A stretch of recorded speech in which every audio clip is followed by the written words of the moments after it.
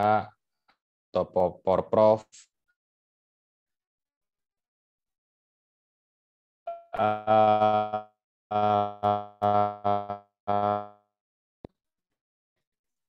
setelah itu ada pelatih provinsi atau megang tim PON, tim Popnas, ya ini jenjangnya yang lebih tinggi lagi. Lalu ada pelatih nasional junior, pelatih nasional. Sorry, ada error. Bentar.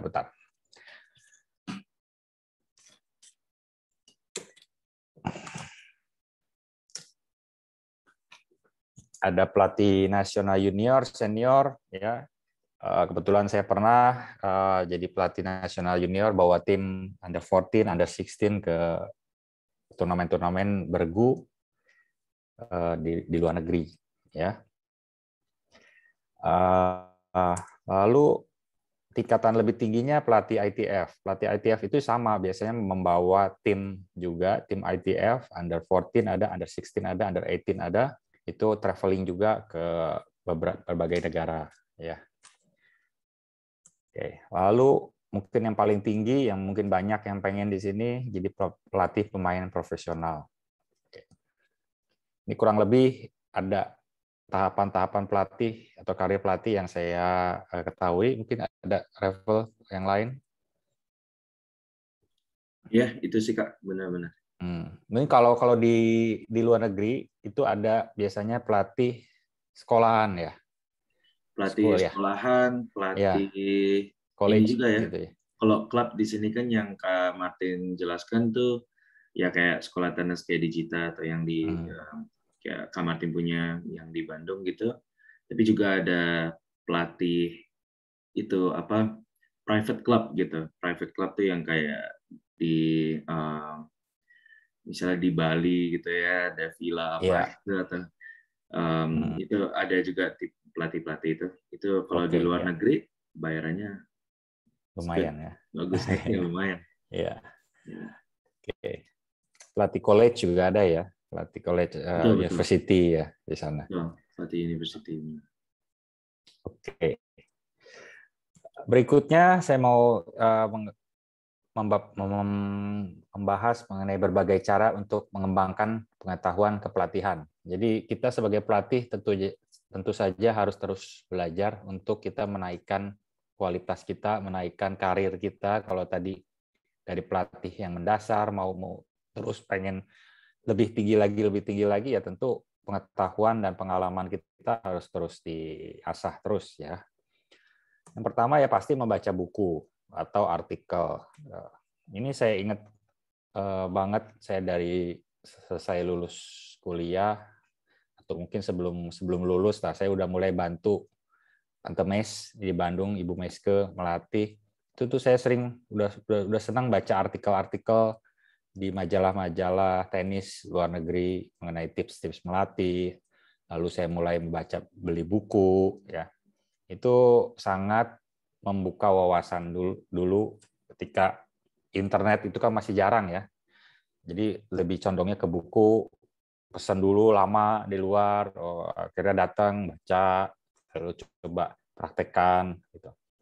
Ini yang paling dasar. Lalu sekarang kita bisa lihat video. Akses untuk di YouTube atau di Instagram itu banyak ya. Jadi kita bisa belajar sedikit-sedikit di sana. Cuman ini kadang-kadang harus harus hati-hati ya, karena lihat video di YouTube atau di Instagram itu kadang mereka hanya sepotong-sepotong dan sangat spesifik. Jadi kadang-kadang kita ngelihat latihannya Federer gini lalu pelatih ya nanti anak umur 10 tahun dilatih seperti itu gitu. Kadang-kadang nggak bisa sama ya. Nah ini dasar ilmu kepelatihannya harus cukup dalam juga untuk meniru video-video yang singkat-singkat itu untuk dipraktekkan kepada murid-murid kita. Nggak bisa semua harus dijiplak sama, apalagi kalau udah nyangkut ke latihan fisik ya, latihan beban. Nanti mungkin ini akan lebih dibahas oleh Oki di webinar berikutnya.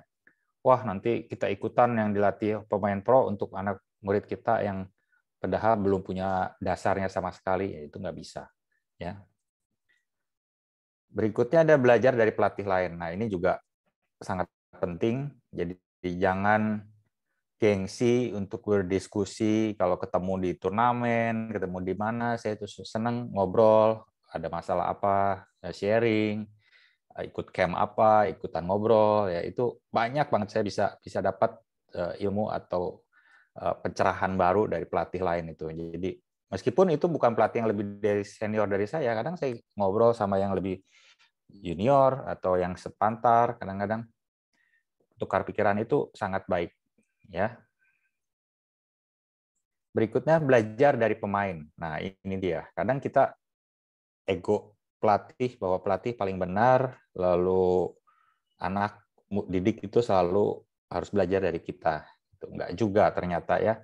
Karena jadi pelatih menurut saya suatu art atau seni. Jadi kalau nggak bisa semua disamain. Kadang-kadang kita udah punya basic pengetahuan, tapi kalau kita samakan diajar pemain A, pemain B, pemain C, pemain D disamain nggak bisa ya. Pemahaman mereka berbeda-beda, cara kemampuan fisiknya beda-beda, semuanya beda, nggak bisa disamain. Kadang-kadang kita harus belajar dari mereka. Kenapa sih ini anak kok saya ajarin ke A kok bisa, kok si B kok nggak ngerti-ngerti gitu. Ini kita harus belajar di sini. Kita bisa belajar dari anak yang nggak ngerti ini atau anak yang nggak bisa-bisa ya. Dari situ kita bisa belajar cari solusi bagaimana supaya si anak ini bisa. Dari situ akan menambah terus pengalaman kita. Oh, ternyata ada cara lain nih untuk menyampaikan maksudnya.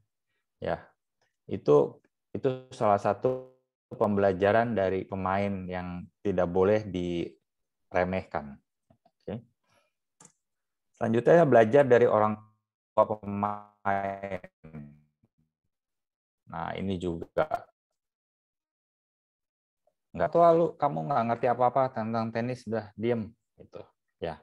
Sekarang kita harus dengerin mereka punya pendapat apa, itu bisa kita jadikan bahan pengetahuan. Bisa aja tiba-tiba ini orang tua ternyata psikolog gitu.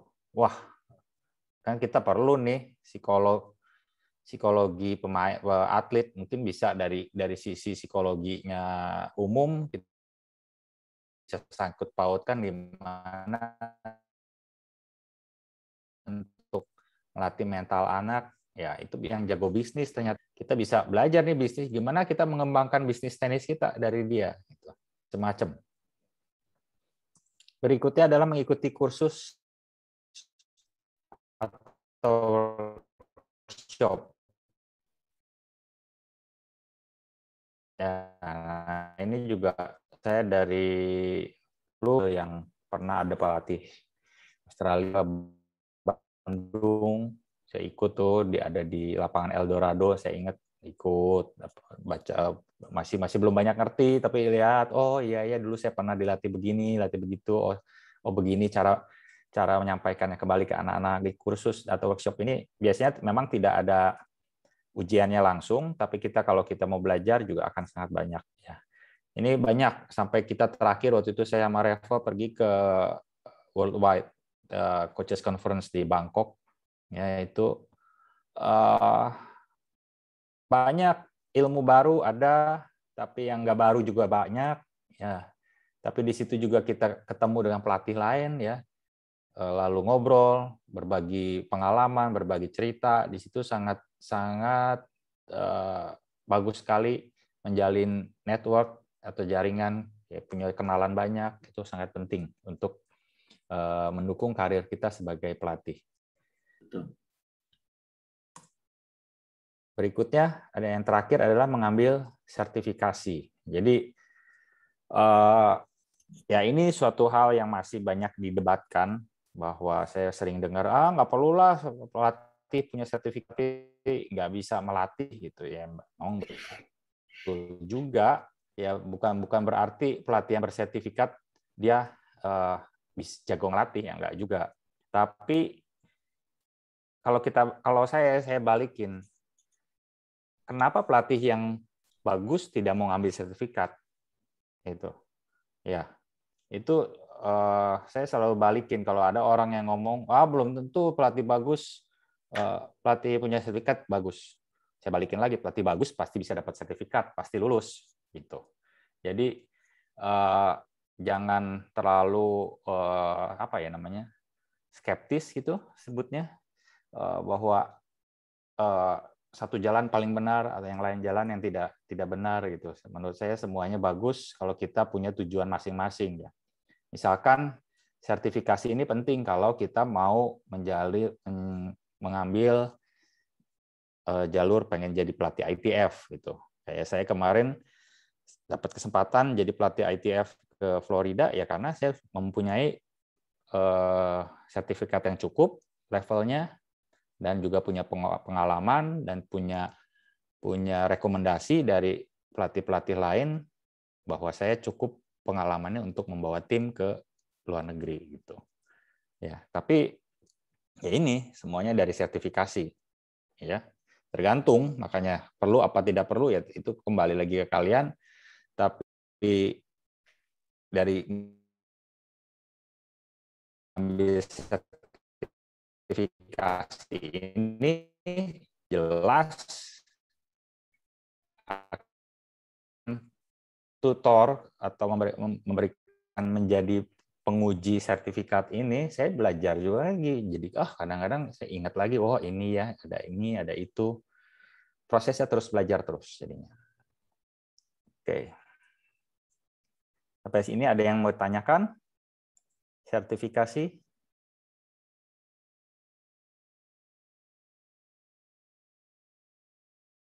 Oke, belum ada ya. Mungkin dari Revel ada yang mau ditambahkan mengenai ini?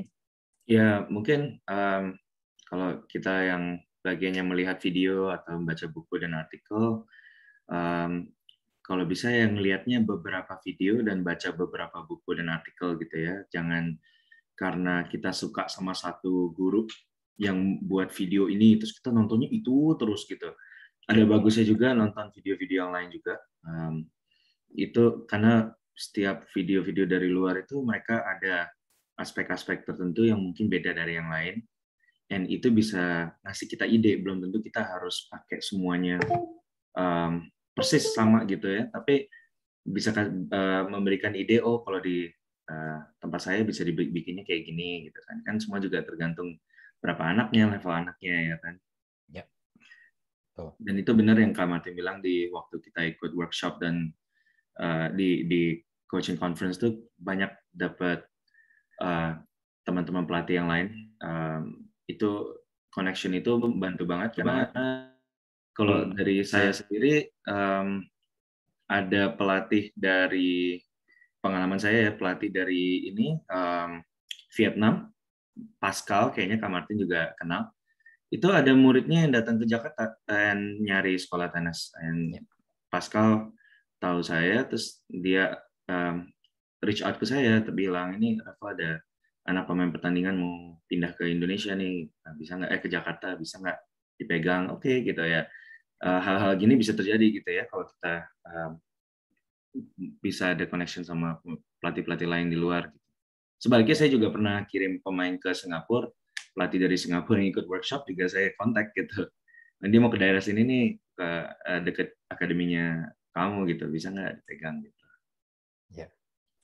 Lingkup nasional juga bisa, seperti workshop dulu banyak workshopnya Deddy Prasetyo, workshopnya Frank ya di Indonesia. Situ kan kita kumpul ya dengan pelatih-pelatih lain yang dari Indonesia, jadi kita juga di situ banyak kenal, banyak sharing, apa sih yang terjadi di daerah lain.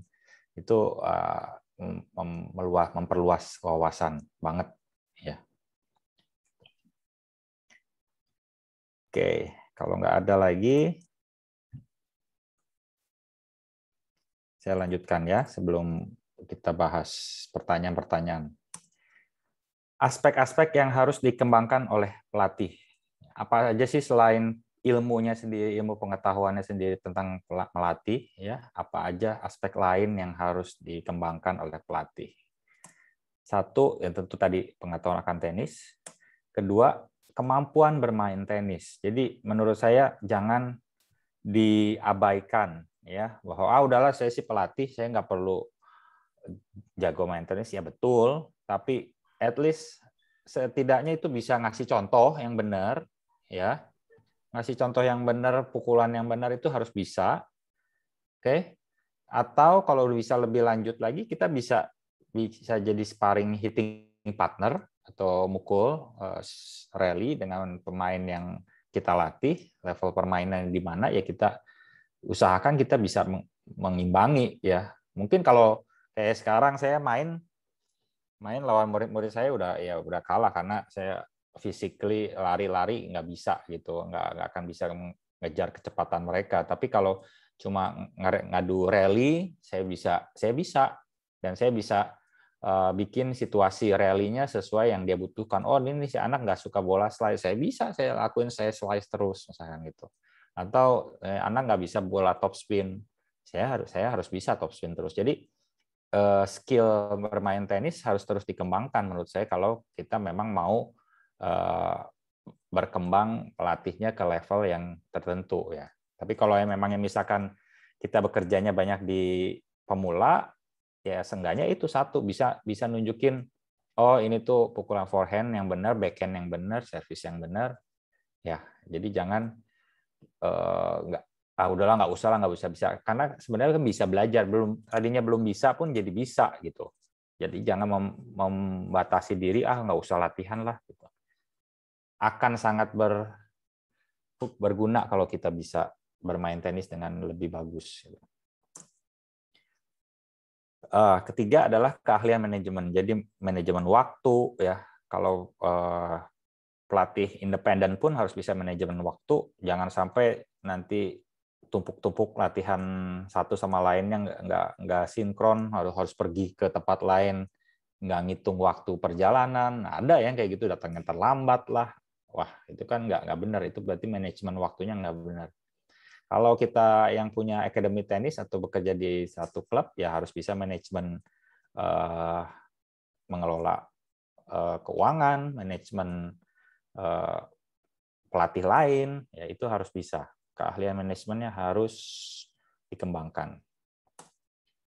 Keempat adalah keahlian komunikasi. Nah, ini luar biasa pentingnya. Jadi gimana kita bisa komunikasi dengan atlet, dengan pemain kita bisa berbahasa yang mereka mudah mengerti, tidak jelimet ngomongin biomekanik, inersia, dan segala macam. Anak kan nggak perlu tahu, apalagi anak kecil. Kamu inersianya beginilah, apa sih inersia begitu kan? Nggak perlu mereka tahu istilahnya yang terlalu ilmiah, asal mereka tahu apa yang mereka harus lakukan dan dampaknya apa gitu. Ya, itu yang kita perlu latih, cara komunikasi, cara ngomong, bahasa tubuh. Ya, seperti yang kemarin saya bilang, kalau kita ngelatih anak-anak kecil, kita harus kayak jadi badut, itu kan komunikasi ya, komunikasi nonverbal, tidak dalam kata-kata, tapi bahasa tubuh, raut muka itu harus kita latih. Keahlian itu harus kita bisa. Berikutnya adalah keahlian berempati. Kenapa ini saya ingatkan bahwa empati itu merasakan apa yang dirasakan orang lain, ya. Kadang-kadang empati ini kurang kalau kita meremehkan atau menggampangkan sesuatu. Akhirnya, kamu ke murid misalkan, kamu kok gitu aja nggak bisa sih, mukul forehand begini aja nggak bisa gitu. Sebenarnya kita tidak menyelami dulu kenapa dia nggak bisanya gitu. Ya, tidak semua orang punya bakat yang sama.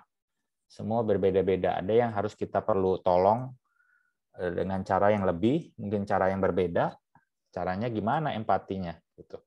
Kita harus empati dulu, baru kita bisa mencari cara lain. Kalau enggak, kalau kita kamu yang bodoh nih nggak bisa dalam hati, misalkan nggak diomongin, kita dalam hati aja berpikir seperti itu, kita nggak akan nyari cara lain untuk mengajarkan suatu hal ke anak-anak. Ya, tapi kalau kita empati, aduh iya ya, ini pasti dia ada kesulitan apa nih. Nah, dari sini mulai bisa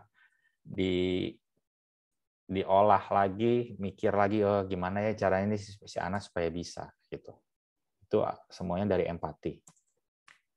Nah, bahasa Inggris. Ya, banyak sekali yang, aduh susah bacaannya bahasa Inggris, terus tidak mau mencoba untuk belajar gitu. Oke ya, mulai makin ke sini nggak bahasa terjemahan makin banyak ya. Seperti nanti ITF Academy pun udah ada dalam bahasa Indonesia. Lalu buku-buku udah banyak yang bisa diterjemahkan bahasa Indonesia. Tapi bahasa Inggris, saya rasa kalau ingin berkembang terus, bahasa Inggris minimal asal bisa A, I, U, E, O, asal komunikasi sedikit itu harus bisa. Ya, saya selalu menekankan ini kepada pelatih-pelatih di rekan-rekan pelatih saya di Bandung dan di Jakarta, belajar bahasa Inggris. Seenggaknya berkomunikasi dengan orang, anak-anak ngerti gitu. Ya, lalu dari situ kalau bisa baca, asal baca ngerti, baca buku ngerti, bagus. Selanjutnya kalau bisa mendengarkan lebih bagus lagi. Karena itu sumber pembelajaran banyaknya bahasa Inggris ya. Sekarang tetap lebih banyak bahasa Inggris. Oke. Ada ini nggak ada ya? Oke, saya lanjutkan lagi. Struktur sertifikasi. Jadi kalau tadi kita omongin bahwa sertifikasi penting atau tidak penting, tapi karena ini adalah kerjaan saya yang saya lalui dan saya percaya, saya akan menjelaskan struktur sertifikasi pelatih ya. Dimulai dari pelatih dari ITF ya. Jadi ada play tennis coach. Ya, paling dasar itu play tennis coach atau PTC ini, lalu dilanjutkan menjadi coach beginner and intermediate atau CB, sebutnya level 1 ya. Coach beginner intermediate ITF level 1. Yang selanjutnya coach for advanced player CAP, ini adalah level 2 dulu. Lalu yang paling tinggi adalah coach for high performance CHP ya, level 3. Jadi ini struktur sertifikasi pelatih ITF. Saya dan Revel sudah di sini level 2 ya. Mudah-mudahan beberapa tahun ini lagi bisa naik ke sini. Amin. Saya lagi pengen ini. Oke.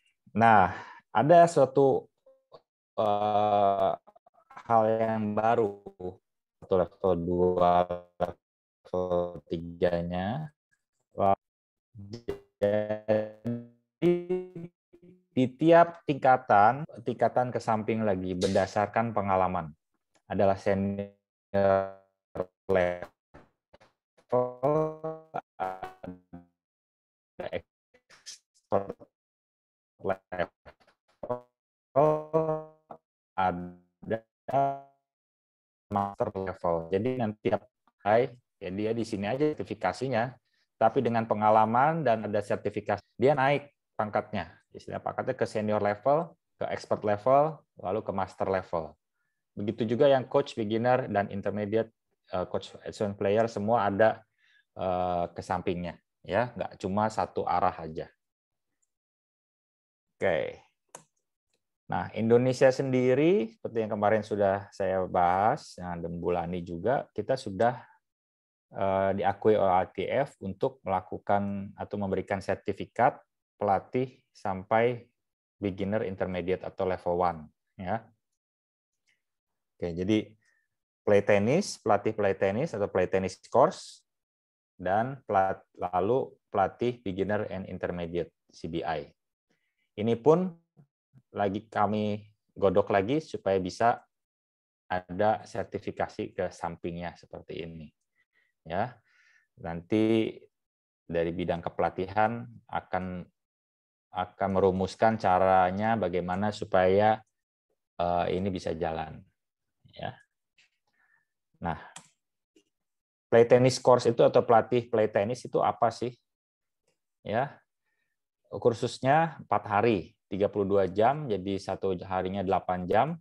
Workshopnya tatap muka, jadi nggak bisa online. Kalau ini belum ada online-nya, cuman sepertinya mulai ada bisa dibagi dua, tapi masih belum jelas ya. Tapi yang kita sudah lalui adalah 4 hari 32 jam tatap muka dengan ujian ya. Kandidat harus lulus 3 tes tertulis, keterampilan keterampilan tenis, lalu kepelatihan kelompok. Jadi melatih grup 3 anak, 4 anak gitu. Itu yang dilatih dalam kepelatihan play tennis course. Ini harus lulus 3-3-nya. Ya. Silabusnya dari ITF Play Tennis Course.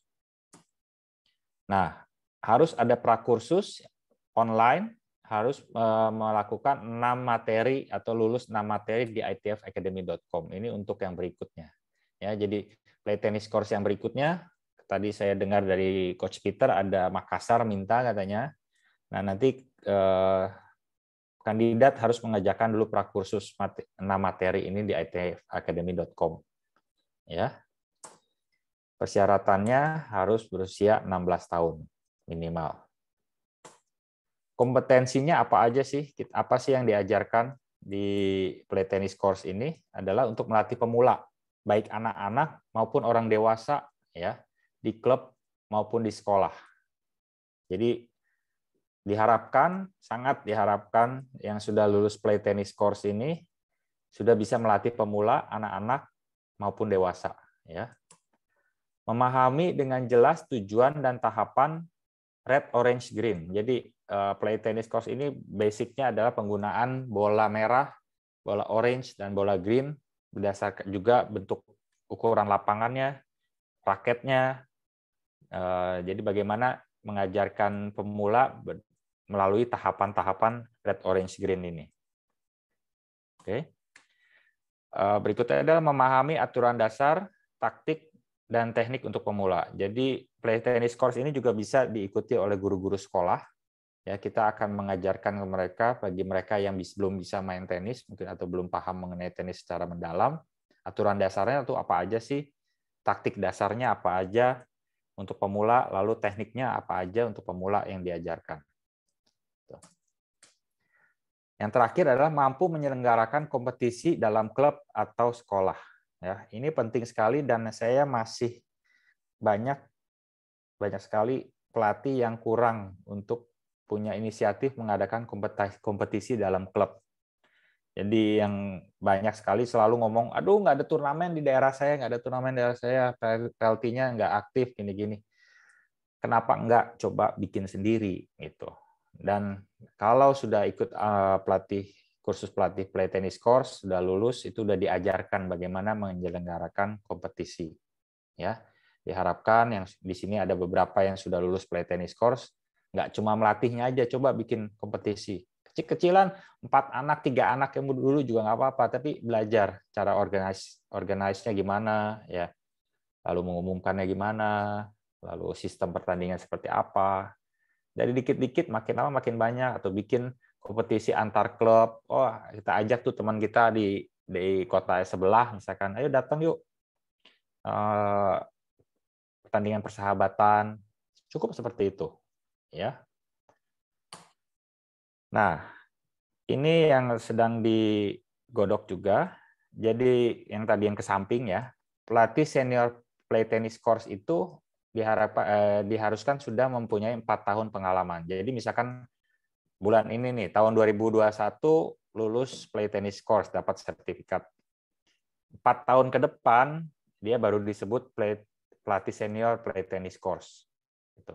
Ya, dengan syarat sudah 4 tahun dan punya 40 jam CPD atau disebut Continuing Professional Development. Ini apa sih CPD itu? Seperti kayak ikutan webinar seperti ini atau ikut workshop lain-lain, itu totalnya 40 jam. Ya, 40 jam itu udah dianggap sebagai pelatih senior PTC. Sedangkan pelatih expert pengalamannya harus 8 tahun, melatih di tingkat bola merah, orange, dan hijau, 80 jam CPD. Ya. Kalau pelatih master itu udah 10 tahun dengan 100 jam CPD. Ya. Oke. Nah, berikutnya kursus pelatih CBI. Ini level 1. Jadi kalau yang sudah lulus play tennis course, tingkatan selanjutnya adalah pelatih CBI. Ya. Total workshop-nya atau kursusnya 80 jam. Ya, itu kalau nggak salah berarti 10 hari. Ya.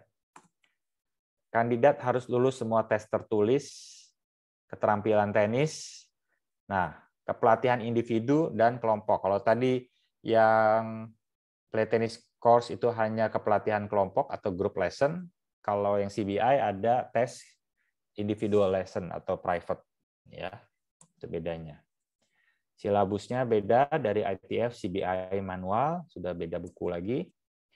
Kursus online 12 materi di itfacademy.com. Jadi ini prakursus juga, harus melakukan atau lulus 12 materi ini di ITF Academy, baru boleh ikut 80 jam yang workshopnya. Persyaratannya harus sudah mempunyai sertifikat play tennis course atau setara, ya. Berusia minimal 18 tahun. Kompetensinya apa saja yang diajarkan dan harus bisa adalah bekerja dengan pemain pemula dan menengah atau intermediate, ya. Jadi misalkan yang sudah umur 10 tahun udah main mulai di yellow ball, misalkan itu udah harus bisa gimana kita meningkatkan kemampuan tenis mereka di situ. Memahami tentang fisiologi dasar, fisik, taktik, teknik untuk pemula dan menengah untuk mempersiapkan mereka ke tingkat lanjutan. Ya. Kalau kurang lebih ya, kalau tingkat intermediate itu mungkin level 10, KU 10, KU 12 tahun gitu. Itu udah disebutnya intermediate level, ya. Lalu selanjutnya mampu menciptakan lingkungan kepelatihan yang kompetitif. Kalau play tennis course itu lebih seperti lebih bikin latihan itu fun, menyenangkan, ya. Sedangkan kalau CBI kita harus sudah bisa membuat suasana latihan yang lebih serius, lebih kompetitif, ya gitu. Jadi bukan hanya fun aja, tapi tingkat kompetitifnya dalam satu grup latihan itu harus sudah lebih terlihat lagi. Yang terakhir adalah memahami dan mengetahui bagaimana menerapkan kompetisi dan tujuan kepelatihan. Jadi murid-murid kita yang intermediate ini harus ikut kompetisi itu ngapain gitu. Lalu tujuannya apa? Lalu kita selanjutnya mau melatih apa? Ya, itu sudah wajib dimengerti oleh pelatih CBI. Sama dengan yang tadi, pelatih CBI juga ada senior, expert, dan master dengan persyaratan seperti yang tertera di sini. Oke. Nah, yang terakhir ini saya mau jelaskan itfacademy.com. Oke, adalah platform online yang disediakan ITF untuk menambah pengetahuan dalam bentuk satu kursus online. Jadi nanti ada di kursus online itu nanti akan saya kasih lihat, ada bagian orang tua, ada yang topiknya tentang pelatih, untuk pelatih, ada topiknya untuk pemain. Jadi nanti bisa pilih. Anda sebagai orang tua, ya ambil nanti yang topiknya orang tua. Ya. Pelatih, ya ambil topiknya pelatih. Kalau pemain, ambil yang bagian sub pemain. Oke. Di ITF Academy juga ada perpustakaan online, jadi banyak interview, ada rekaman webinar internasional, ya rekaman konferensi internasional, artikel-artikel ilmiah, ini banyak sekali. Di situ termasuk juga bahan-bahan untuk play tennis course, play CBI, CAP, level 2, level 3, ada semua di situ. Oke. Nah, kursus online sudah tersedia dalam bahasa Indonesia. Ya, ada 24 kursus sampai saat ini. Dan kita, tim PLT lagi terus bikin lagi, nambah-nambah terus. Oke. Oke, sementara itu ini dulu saya mau kasih lihat sharingnya yang dari itfacademy.com. Ya. Bentar.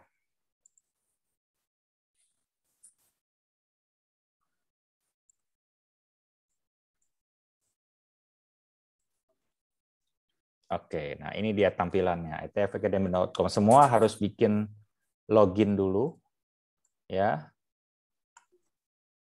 Harus punya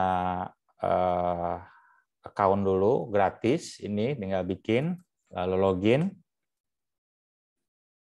Ya. Oke, nah ini dia. Di sini ini yang masih bahasa Inggris ya. Saya kasih lihat dulu yang bahasa Inggris. Jadi course-nya banyak macam-macam di sini. Kita klik course. Misalkan kita mau ambil ini ITF Advanced. Sorry, ini Tennis Festival. Enroll to this course. Ini nanti di sini kalau kita klik ini ada penjelasan, ada pertanyaan yang harus dijawab. Kalau kita udah lewat itu semua, nanti dapat sertifikatnya. Ya. Level bahas soal bagaimana memasarkan tenis di daerah-daerah itu dengan kasih tenis festival. Ini masih banyak yang lain ya. Lalu ini library. Yang course dulu, course audience tuh. Di sini nanti bisa pilih run atau player atau conference or webinar tuh. Nanti bisa pilih mau yang mana. Ya. Tuh search. Nanti yang keluar hanya untuk coach aja. Di sini. Banyak banget ini. Tuh. Kalau yang QA ini hanya tanya jawab, tapi sangat membantu ya. Jadi dibuatnya mereka sangat simple, sederhana, tapi bentuknya tanya jawab, tapi itu menambah pengetahuan kita di situ. Oke. Nanti kalau ada yang mau tanya lagi, saya balik lagi ke sini ya. Oke. Nah ini library. Kita buka, coba library. Tuh, kita mau pilih, mau gendernya apa? Male, player level, janganlah, beginner, intermediate, age-nya, singles, double, wheelchair, beach tennis, mixed double. Oke, kita lihat double misalkan ya, search. Tuh keluar ini artikel-artikel semua.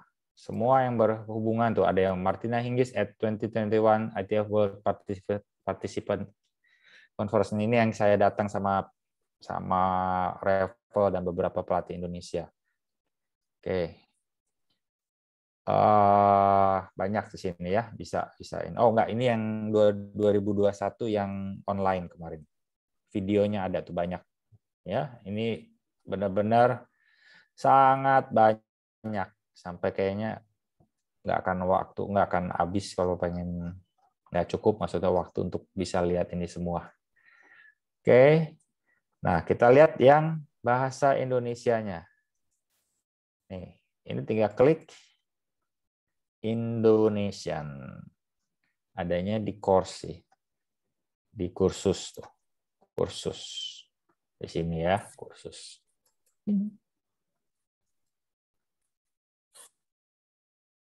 Kok belum keluar ya? E-learning.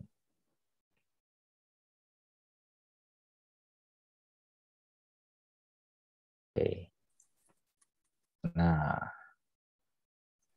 ini semua kursus. Ya, ini semua kursus tuh. Ini udah ada banyak. Mau mana yang kita lihat coba? Loh, kok nggak ada judulnya ya, Bu Lani ya? Wait. Nah, itu kalau ngilang saya kurang tahu tuh. Kemarin ada, sekarang nggak ada. Bentar, mungkin internet saya nih. Bentar, saya refresh dulu.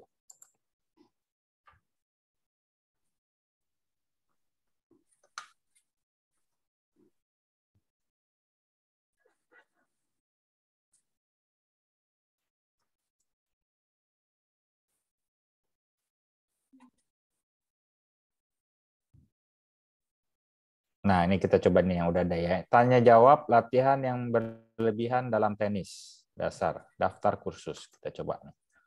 Kita Kita lihat bentuknya seperti apa ya. Sambil saya ngetes juga nih, ada yang beberapa yang belum dites. Ya, daftar khusus, tidak dipungut biaya. Klik. Nah, tanya jawab online, terbuka, bla bla bla bla bla bla. Ya, kita mulai kursus. Tuh, udah semua dalam bahasa Indonesia ya. Ini referensinya. Kita ambil ujian kursus. Tinggal klik-klik aja terus. Selanjutnya. Oke, nah tuh cuma kayak gini bentuknya. Latihan berlebihan atau overtraining. Pilih pilih satu buah jawaban. Pilih. Adalah kondisi yang baru-baru ini didokumentasikan oleh peneliti, atau yang B, telah diakui dalam literatur selama 5 tahun, bla bla bla. Ya, ini misalkan kita jawab ini. Nanti jawab aja, misalkan udah dibaca semua, ini, misalkan ini, ya. Sorry. 1, 2. Saya coba jawab dulu semua ya, satu-satu ya. Asal dulu. Nanti biar tahu seperti apa. Karena butuh waktu juga nanti kalau mau ngerjain benar-benar. Ini misalkan 7D, ini D, ini 9, ini 10. Kalau udah diisi semua, kirim jawaban. Nah, ternyata cuma 40. Kalau 40 tidak lulus. Untuk lulus ujian ini Anda memerlukan 70%. Jangan khawatir, ini bisa diulangi lagi tuh. Ini yang benar udah ada. Oh, ini salah. Berarti berapa istilah ini harus diperbaiki ya. Ini semua yang di atas berarti gitu. Jadi semua nanti yang benar tuh, yang salah nanti kita perbaiki lagi. Kalau udah perbaiki, submit lagi, kirim lagi. Ya. Tuh kan tadi satu dibenerin kan jadi 50%. Terus jadi kalau mau sampai 100% ya kita baca lagi aja ulang, kita cari lagi jawaban yang benar. Jadi dari sini kita belajar satu-satu ya. Ini banyak sekali, udah ada 24 macam ya. Jadi jangan khawatir. Bahasa Indonesianya udah ada 24 dan akan bertambah lagi. Oke. Bentar. Dia senang sekali bagi terus dia kira ini masih ada karpet di situ. Tempat jungkir kamar.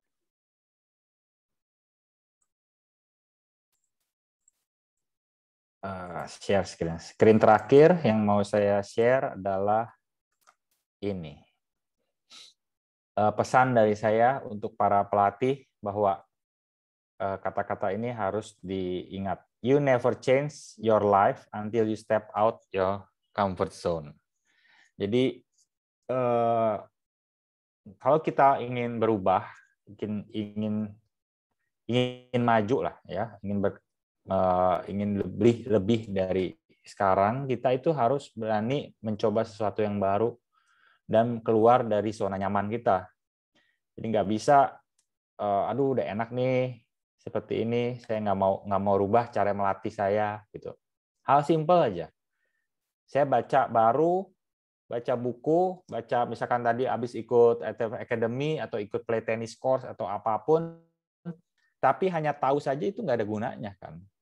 Kalau kita nggak mau nyoba ini, oh ini nih ada ilmu baru istilahnya yang nggak biasa saya lakukan, tidak mau dicoba, ya nggak akan tahu itu benar atau salah gitu, ya. Jadi kadang-kadang saya banyak lihat pelatih itu hanya belajar, hanya membaca, hanya ikut sertifikat, tapi tidak mau mencoba melakukannya. Itu sama aja bohong. Gitu.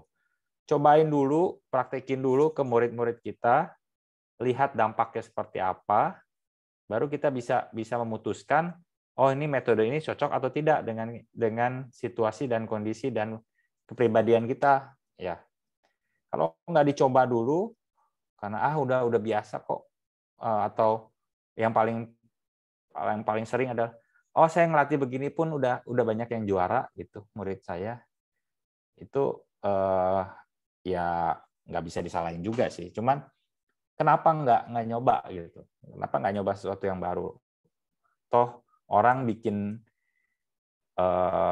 sesuatu yang baru ini pun bukan cuma asal-asalan kan. Pasti ada research-nya, ada penelitiannya yang sudah panjang dan sudah ada buktinya gitu.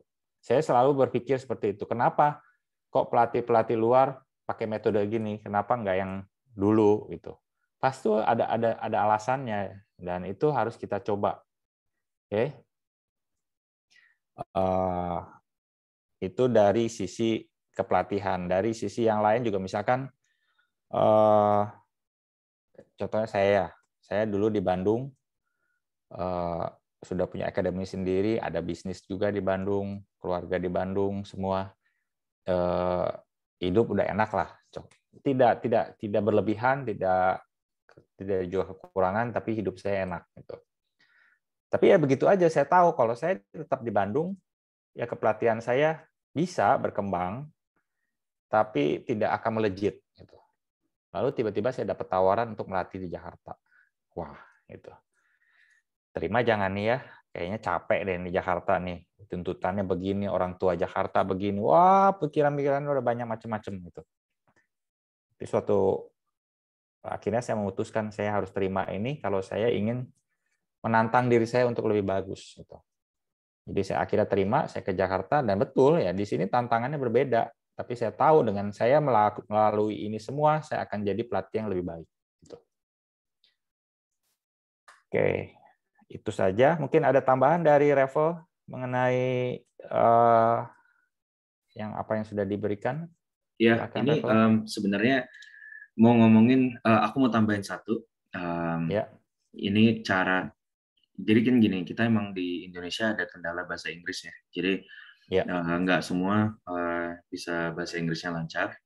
Jadi aku mau kasih satu cara, gimana caranya kita bisa baca buku bahasa Inggris tanpa bisa ngomong bahasa Inggris. Jadi gini ya, saya coba menjelaskan step by step-nya. Karena sekarang teknologi ini udah cukup bagus ya, terutama dari Google. Nah, HP-HP kita kan juga udah banyak smartphone ya. Ini saya mau kasih lihat. Kalau di HP kita, ini ada, mesti dihilangin ini sebentar ya. Blur.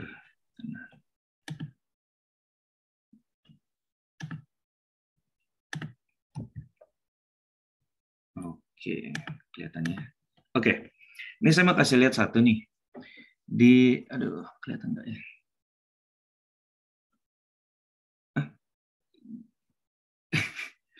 Tunggu ya. Nggak kelihatan. Terlalu terang ya. Jadi gini, ini di Google, di HP kita itu ada namanya Google Lens. Ini saya ketik sebentar ya di chat.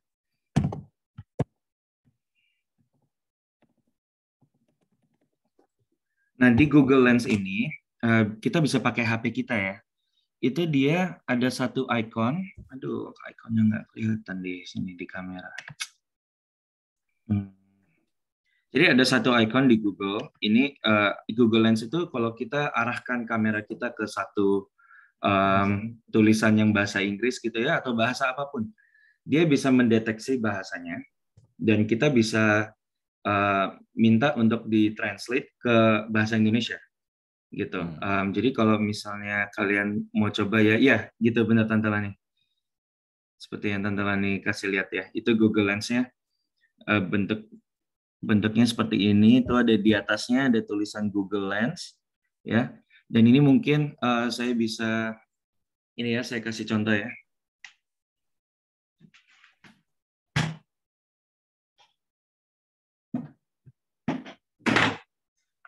Ini ada buku level 2 yang ITF kemarin kita pelajarin. Ini di Google Lens-nya, kalau saya set ke translate atau penerjemah, itu dia bisa auto translate ya. Bentar ya.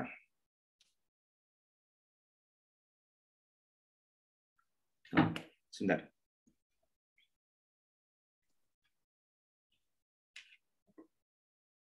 Jadi kalau Ini ke bahasa.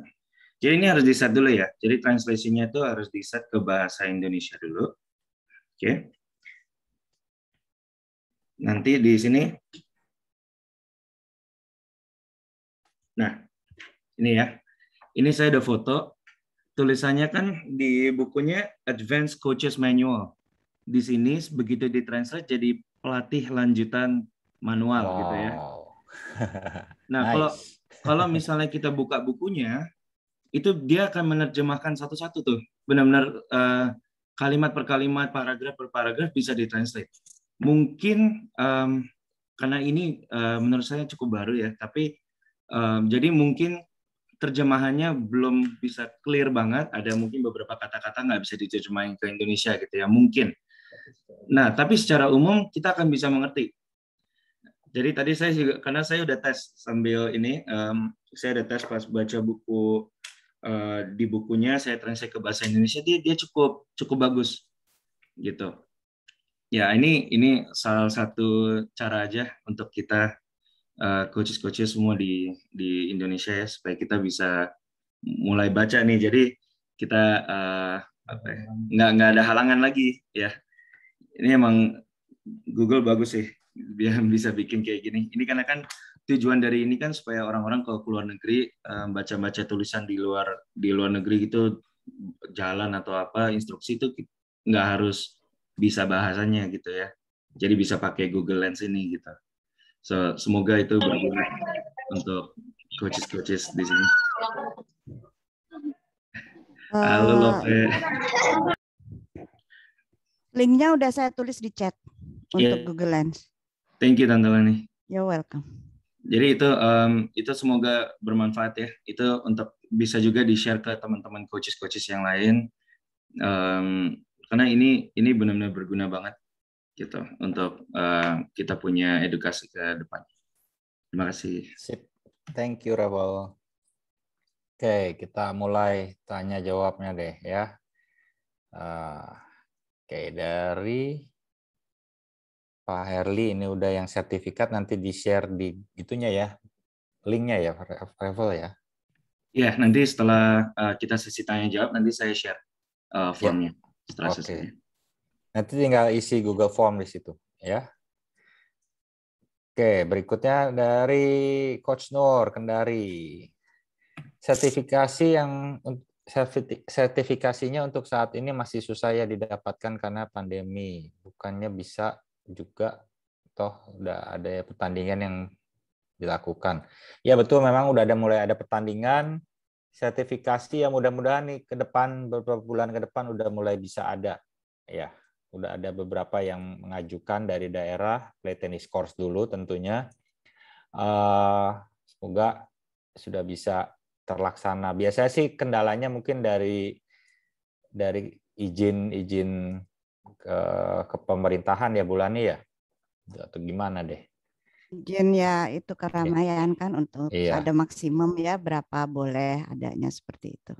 Iya. Untuk kalau sekarang bisa kita bisa rekomendasiin masuk ke ITF Academy yang tadi Kak Martin kasih lihat, karena itu kalau setelah complete course-nya itu dapat sertifikat ya Kak Martin ya, bisa di-download ya. Bisa di-download, bisa di-print gitu-gitu. Itu nggak bagus. Ya, untuk alternatif kursus sertifikasi yang singkat-singkat itu yang tadi ITF Academy itu. Ya, kalau pengen mungkin Nur yang bilang mungkin maksudnya yang CDI atau play tennis course ya itu tunggulah bentar lagi ya, mudah-mudahan udah bisa.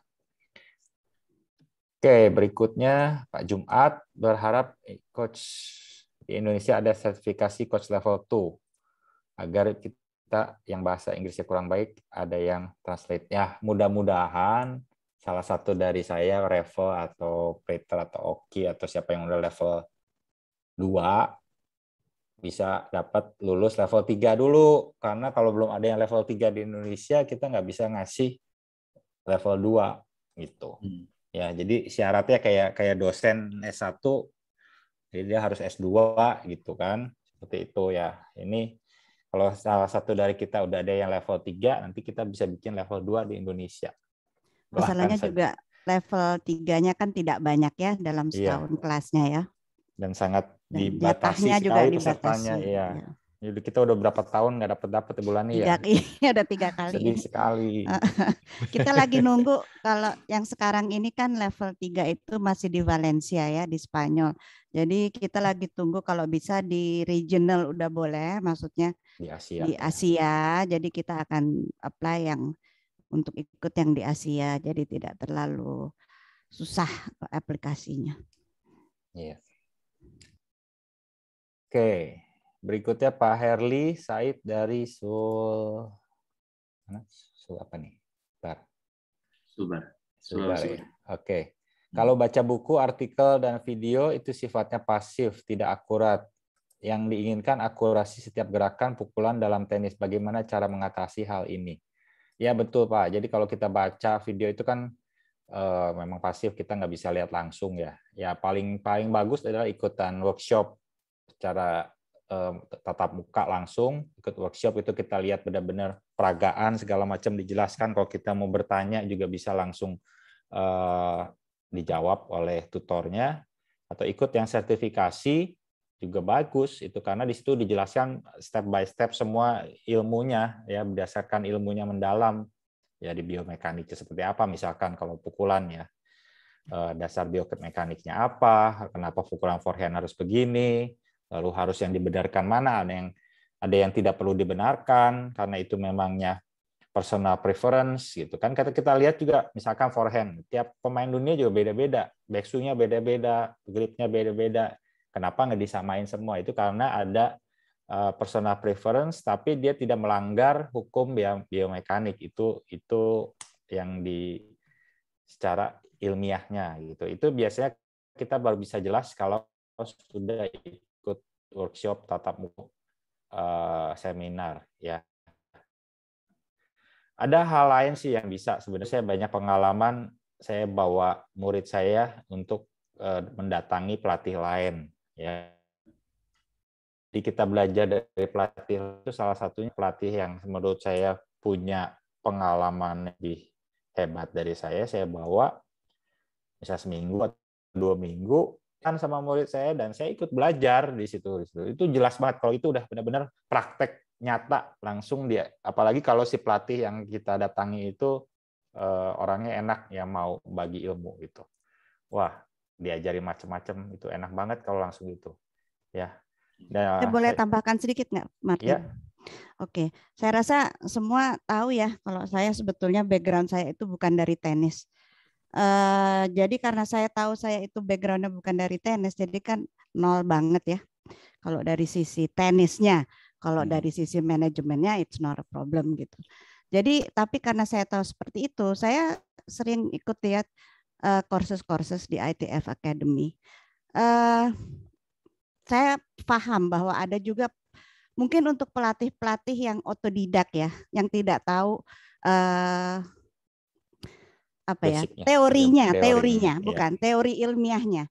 Saya rasa itu sangat membantu karena saya sendiri belajar dari situ. Oh, ternyata seperti ini logikanya.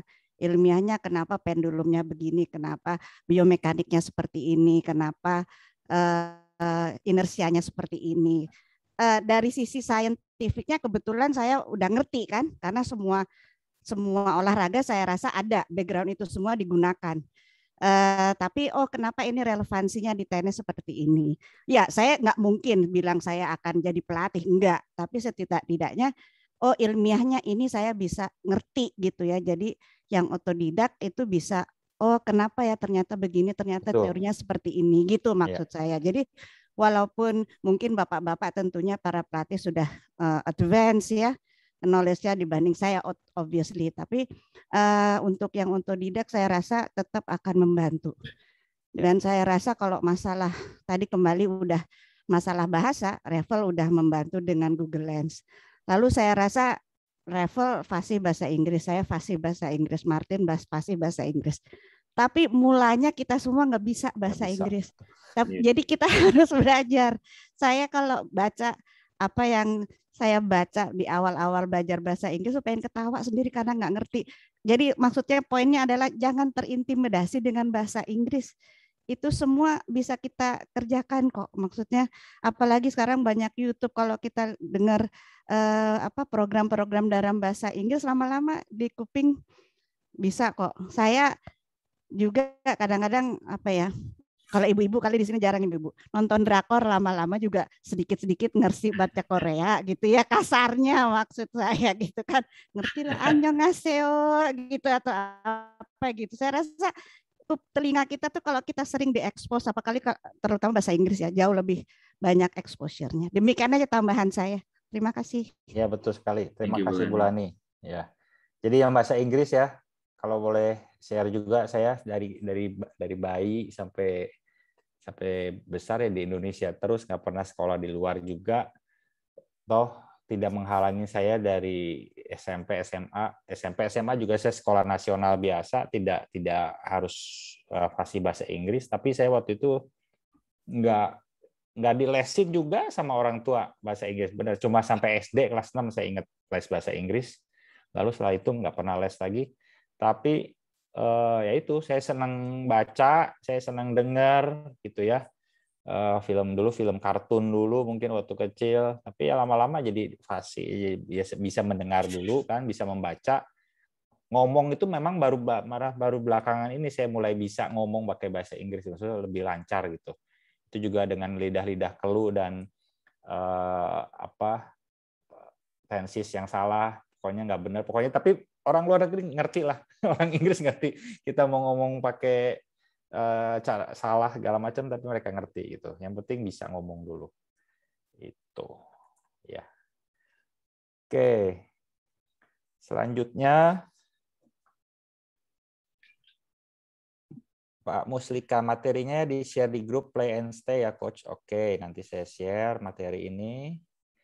Berikutnya dari Pak Roseno. Maaf Pak, webinar yang hari Jumat kemarin. Oke, nanti saya upload sekalian yang hari ini ya. Saya belum kirim soalnya ke Pak Wilson kemarin.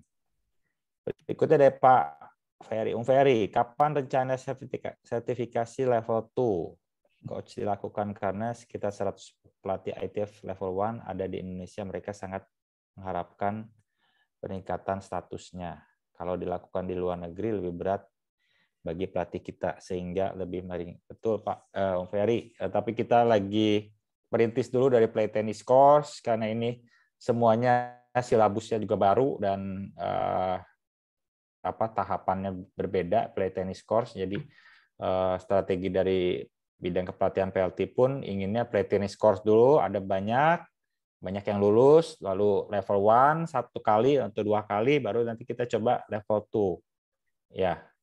Yang level 2 juga kita harus ada yang level 3 kan ya Kak di sini. Nah, itu dia yang tadi diomongin sama Pak Jumat, ya harus ada yang level 3 dulu, kecuali kita ngundang tutor level 3 dari luar yang which is pakai bahasa Inggris lagi dan harus ada penerjemah ya. Seperti itu. Oke.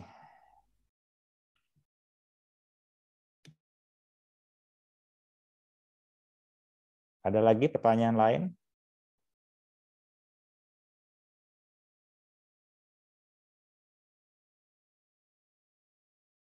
Siapa lagi yang mau? Itu Pak Om Ferry nanya tuh, Pak Ferry nanya. Yang mana? Bukannya nomor ini barusan bukannya tutor ITF level tuh dari luar negeri datang sehingga tidak perlu menunggu lama. Yang tadi yang Martin bilang. Ya bisa kita undang tutor yang punya tutor level 2 dari luar datang ke Indonesia, tapi rasanya bukan di situ dulu ya Bu Lani, strategi kita nanti mungkin ke berikutnya. Gitu. Oke. Ada lagi? Boleh Pak, dari Manado. Silakan Pak Joy.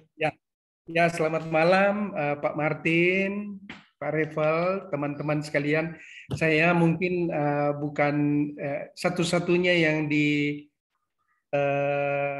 pertemuan malam ini yang bukan pelatih. Bukan pelatih, terus terang bukan pelatih. Tetapi ketertarikan saya memang sudah lama, waktu saya masih anggota Ikatan Dokter Indonesia, jadi bermain sesama teman-teman dokter. Tapi kemudian saya memperdalam di sports conditioning dan sport nutrition di Manchester dan Liverpool. Makanya tahun 97 waktu SEA Games Jakarta, ya, saya juga berkontribusi dengan Pak Ketua waktu itu untuk mendapatkan 5 medali emas di SEA Games, hanya sekedar pendekatan sport nutrition yang terbaru. Saya sangat tertarik pertemuan malam hari ini saya ikuti dari awal, sehingga slide terakhir yang Pak Martin bilang itu betul sekali. Ada banyak yang punya sertifikat tapi keberaniannya itu yang kurang. Tuh. Saya terbalik. Saya tidak memiliki sertifikat pelatih tetapi ingin mengaplikasikan apa yang saya dapatkan kepada teman-teman pelatih. Jadi saya tidak berkeinginan untuk menjadi pelatih, tetapi sangat merindukan ilmu-ilmu kepelatihan itu dikembangkan oleh para pelatih yang sudah punya sertifikat sekalipun masih sederhana. Oleh karena itu tadi Pak Martin sudah sampaikan beberapa kiat untuk bagaimana mendapatkan suatu jenjang yang lebih tinggi. Saya terus terang selama ini rutin mendapat kiriman dari sports plan yang khusus tenis coach, yang di situ banyak sekali ilmu-ilmu yang saya bisa dapatkan. Tetapi bukan saya yang langsung melatih ke anak-anak, tetapi saya berikan dulu kepada pelatih yang memang sudah berkompeten, baru kemudian mereka uji coba. Itu di tingkat junior dari Sulawesi Utara yang boleh sampai ke Makassar, ke Surabaya, ya sekedar menambah atau mengembangkan tenis di Indonesia. Oleh karena itu saya sangat tertarik kalau berikut lagi ada kegiatan seperti ini, walaupun saya bukan pelatih tapi saya akan ikuti ini karena setidak-tidaknya walaupun sedikit saya bisa sampaikan kepada teman-teman pelatih yang memang boleh dikatakan masih levelnya masih di bawah tetapi ingin mencoba seperti ini, sehingga link-link yang ada seperti yang sudah disampaikan tadi dari ITF Academy, ya itu bisa di adopt kemudian dipindahkan kepada mereka teman-teman yang ada di Manado, karena memang jauh dari pusat sehingga kemungkinan untuk mendapatkan seperti ini agak sulit. Tapi dengan adanya webinar seperti ini, saya usulkan, barangkali berikut kita boleh mengembangkan misalnya satu webinar lagi, misalnya khusus untuk physical conditioning, misalnya diambil strength-nya, bulan depan tentang endurance-nya, kemudian bulan depan flexibility-nya, karena memang materi itu banyak tetapi kasihan teman-teman itu tidak mendapatkan sebagaimana yang kita bisa dapatkan seperti ini. Terima kasih Pak Martin, Pak Revel, dan teman-teman sekalian. Selamat malam. Terima kasih Pak Joy. Terima kasih Pak Joy, bagus sekali ceritanya dari Pak Joy, sangat menginspirasi. Semoga pelatih-pelatih lain juga bisa punya pandangan seperti Pak Joy seperti ini untuk belajar terus, berani dulu ya Pak Joy ya. Berani mencoba, berani mempraktekkan. Jadi jangan takut salah. Oke. Untuk yang tadi bilang apa ya? Webinar berikutnya Pak Joy itu ada tanggal 24-25. 24-25. Ya, itu yang physical conditioning dari Oki, dan 28 dan 30 mengenai mental. Ya. Ya, nanti ya mudah-mudahan ke depannya kita bisa rutin mengadakan hal seperti ini, dengan mungkin dari partisipan di sini juga bisa ingin punya request, pengen membahas apa gitu. Jadi kita kadang-kadang suka bingung mau kasih apa ya gitu, bahannya yang benar-benar diperlukan oleh saudara-saudara sekalian gitu. Jadi saya nggak pengen bikin webinar yang nggak kepake juga gitu ya. Kadang-kadang kita bikin webinar tapi terus nggak nyambung sama kondisi dan keperluan, juga nggak tepat jadinya ya. Seperti itu. Oke. Ini ada yang hands up. Ada hands up, ada yang ngangkat tangan dari Realme 2 Pro. Boleh Pak, silakan memperkenalkan diri dulu karena ini nggak ada namanya, jadi kita nggak ini. Dedi ya ini ya? Ya, di unmute Pak. dulu, unmute dulu. Karena suaranya ke Mau ngomong atau mau hai aja? Ini kayaknya baru masuk dia. Hai aja nih, udah lama nggak ketemu ya. Oke. Oke, kita baca chat lagi. Oh, Pak Joy Ratu itu punya sekolah tenis di Tondano. Wow, bagus. Pernah sebagai pelatih fisik di PSSI. Wah, mantap sekali nih. Oke. Berikutnya dari Rifan. Saya Rifan dari Probolinggo. Halo Rifan, level 1 sudah dapat 2007 di Embong Sawo. Ilmu banyak saya terapkan pada sekolah tenis saat ini di Probolinggo. Saat membina pemula usia 5-8 tahun, sebanyak 30 anak. Tutorial dari ITF Academy banyak membantu. Oke, terima kasih. Ini ada pengakuan dari Rifan bahwa ITF Academy sangat membantu. Mungkin bisa diikuti oleh yang lain mencoba ya ITF Academy. Ini ada yang tolong Mas Revel di-share Google Line-nya. Itu yang lens yang tadi saya bilang ya Pak Jumat. Yang itu untuk yang sama bulan ya? ini. Ya. Oh ya, itu ada di atas Pak Jumat. Tadi Bolani udah share yang https lens.google itu bisa dipecat itu di situ bisa Pak. Oke. Ada lagi yang mau bertanya soal kepelatihan, mungkin agak di luar materi juga bisa. Kalau mau ada sharing seperti Pak Joy juga bisa. Ada pertanyaan mau langsung bicara. Siapa yang mau? Silahkan. Ada kesulitan, ada pengalaman pribadi yang bisa di-share. Saya juga ingin belajar dari saudara-saudara sekalian di sini. Saya mau tanya, boleh nggak? Takut nih kalau Bulani nanya susah pertanyaannya. Enggak, kan gini. Tahu saya tuh kalau di conventional academics ya, orang itu atau orang ya, bukan anak karena ini global. Itu belajar kan bisa dari they have 3 phases ya, bukan 3 phases. Kecenderungannya lebih senang either kinetic, visual atau auditory kan. Nah, apakah itu juga berlaku di tenis? Dan kalau berlaku di tenis, kita deteksinya gimana ya? Si Ani, apakah dia visual, cenderung kinetik, ataukah dia cenderung auditory? Gitu. Oke. Bisa nggak kira-kira diterapkannya seperti apa? Ya ini materi dari play tennis coach ya. Play tennis coach sudah mulai diajarkan mengenai 3 macam cara pembelajaran anak. Dari penglihatan, dari pendengaran atau mendengar, sama dari melihat ya. Nah, biasanya sih kita globalnya dulu dengan 3 caranya dulu. Selalu kalau saya ya, nanti mungkin Revel bisa share dengan caranya Revel.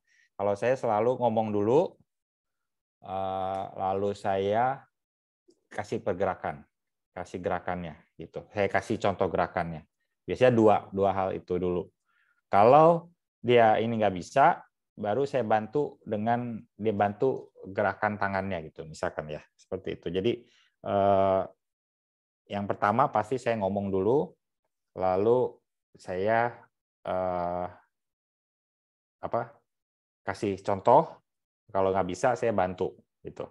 Tapi kalau ini untuk anak-anak baru ya, kalau kita udah punya murid yang agak lama kan kita udah tahu si A pasti dia udah harus dibantu ya, nggak usah panjang-panjang lebar ngomong-ngomong lalu peragaan, udah langsung aja pegang tangannya lalu dibantu gitu. Jadi untuk awalnya tahapannya kalau saya selalu ngomong singkat, kasih contoh peragaan, lalu kita lihat dia ngertinya sejauh apa gitu. Oke, kalau Revel gimana? Coach. Oke, In general mirip ya sama Kak Martin. Tapi mungkin salah satu cara di tempat kita di Jita juga kadang kita bilang nih murid-muridnya kita suruh jadi guru. Jadi mereka yang analisa kita gitu. Terus kalau ada misalkan mereka mukul kakinya kurang gitu gerak gitu misalnya ya. Terus kita lihat nih mereka lagi pemanasan kurang gitu gerak. Dan kita mau coba kasih message itu gitu. Nah, oke, kita pinggirin dulu, terus kita bilang, oke, kalian jadi guru kita ya. Gitu. Kalian coachnya ya, saya muridnya nih. Coba kasih lihat nih apa sih yang salah dari saya cara mukulnya bener nggak gitu. Terus kasih lihat nih mukul tapi kakinya nggak gerak, persis sama kira-kira persis lah sama anak-anak itu lakuin gitu. Terus kita tanya balik, kira-kira bener nggak gitu.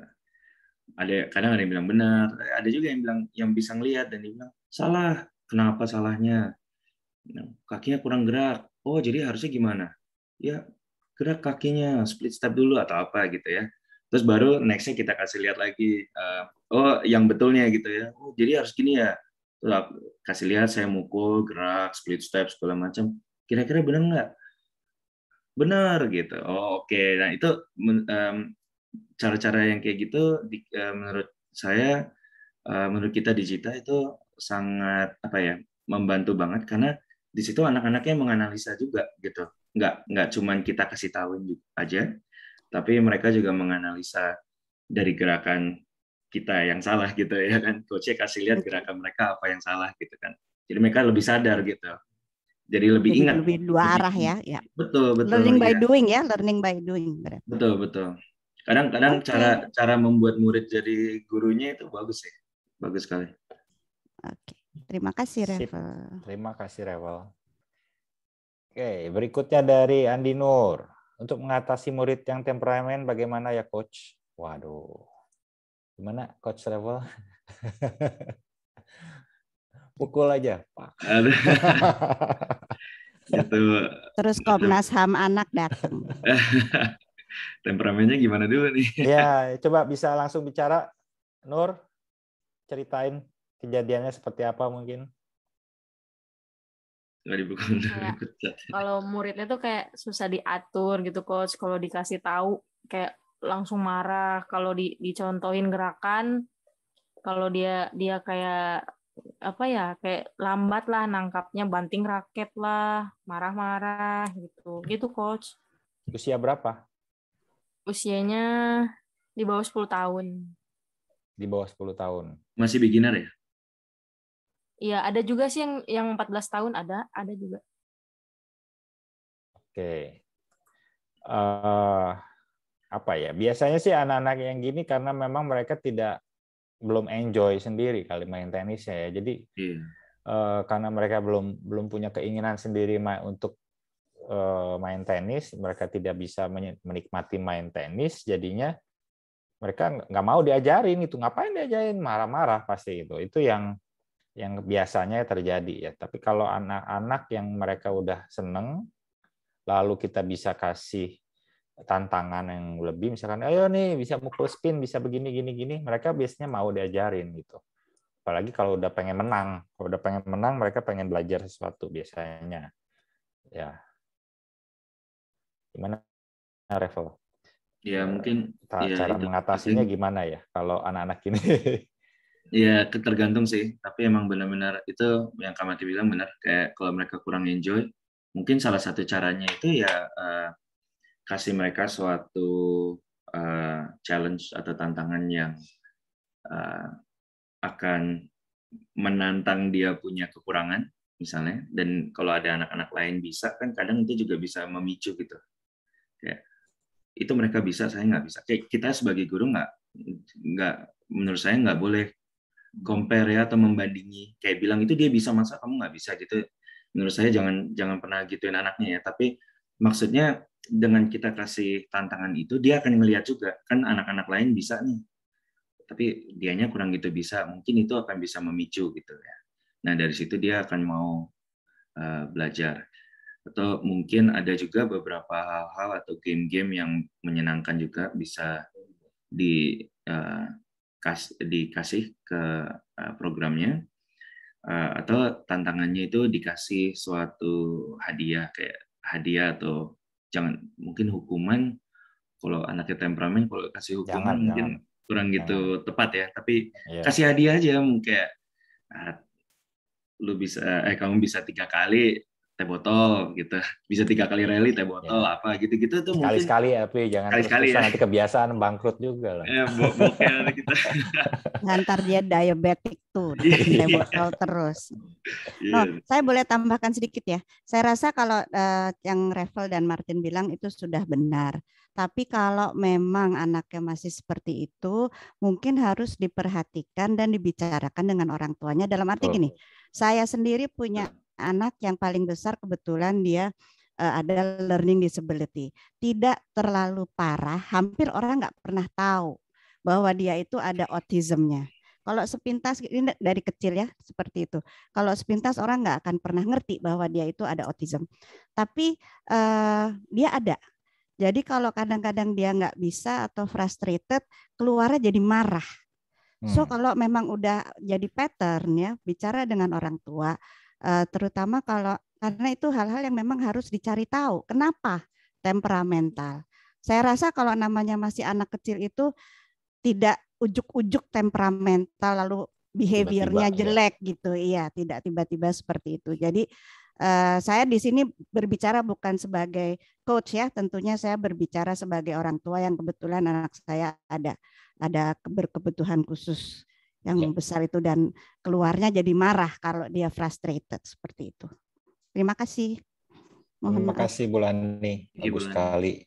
Salah satunya ya tadi yang menurut saya harus melatih empati ya Nur. Jadi kita melihat apa sih kenapa ini tuh dia marah-marah itu kenapa gitu ya, harus tahu. Kalau nggak tahu ya ngomong, bicara sama orang tua apakah seperti ini. Ya mulai bisa lagi dengan orang tua gimana ya caranya ya, apakah kita ini terlalu susah. Tadi saya kondisi yang di lapangan terjadi seperti apa dan tidak ada salah paham. Nanti anaknya marah-marah kalau kita nggak maju-maju, nggak bisa-bisa, terus orang tuanya juga nanti protes gitu ya. Benar-benar memang ini harus dibicarakan dengan orang tua. Ya mungkin pertama juga bisa ajak aja anaknya ngobrol, tanya kenapa. Iya, anaknya dulu yang diajak ngobrol. Iya, anaknya dulu, baru ditanya kenapa, ada masalah apa, ada yang susah atau enggak gitu-gitu kan. Baru kalau misalnya dari situ ternyata anaknya emang benar-benar misalnya kurang ajar atau apa, udah benar-benar nggak mau itu, baru mungkin bisa ke orang tuanya. Gitu. Oke. Terima kasih, Revel. Terima kasih, Coach. Ya. Berikut dari Pak Mei. Pak Martin, saya punya ITF level 1 tahun 2006. Alhamdulillah anak didik sudah setengah jadi. Bagaimana untuk anak didik bisa menjadi minimal bicara tingkat nasional? Mungkin bisa di-share Pak Mei, usianya sekarang, anaknya umur berapa? Lalu levelnya sudah di mana? Ya. Selamat malam Pak Martin. Malam Pak Mei. Selamat malam. Selamat malam Pak Rafael dan teman-teman semua. Malam Pak Mei. Jadi anak didik saya itu rata-rata sekarang sih sudah 14 tahun. Ya. Dari nol lah. Ceritanya itu dari nol. Dari nol. Okay.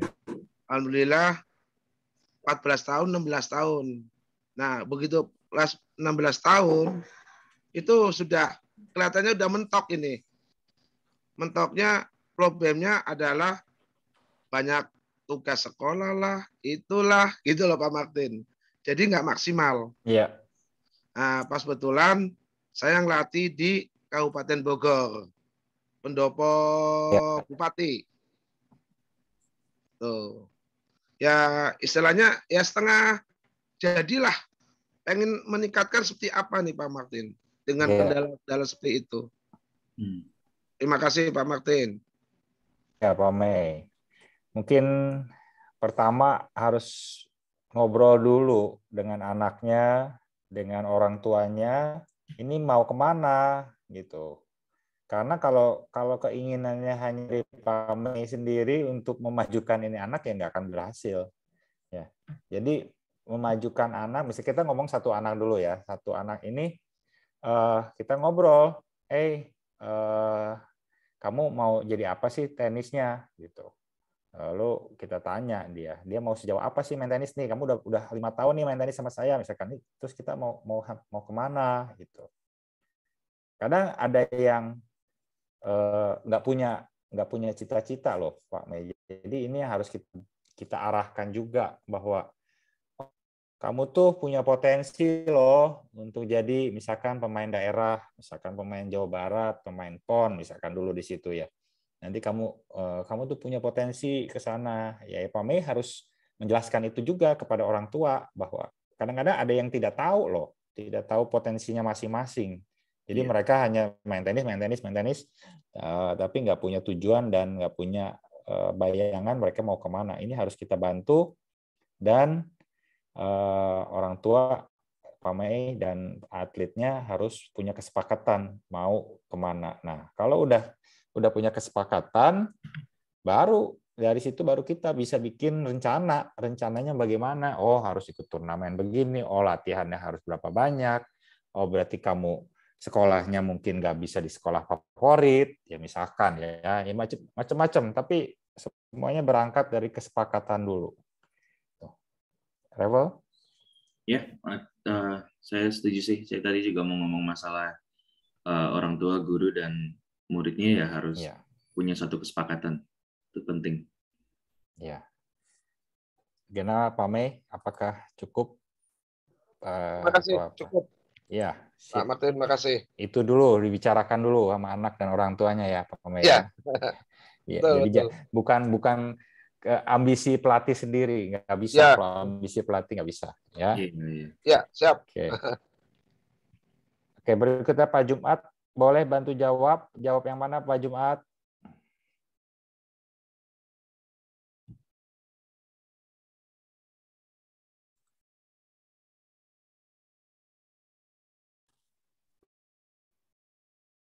Masih ke-mute Pak Jumat? Bisa di-unmute dulu. Ya. Bentar, baru makan.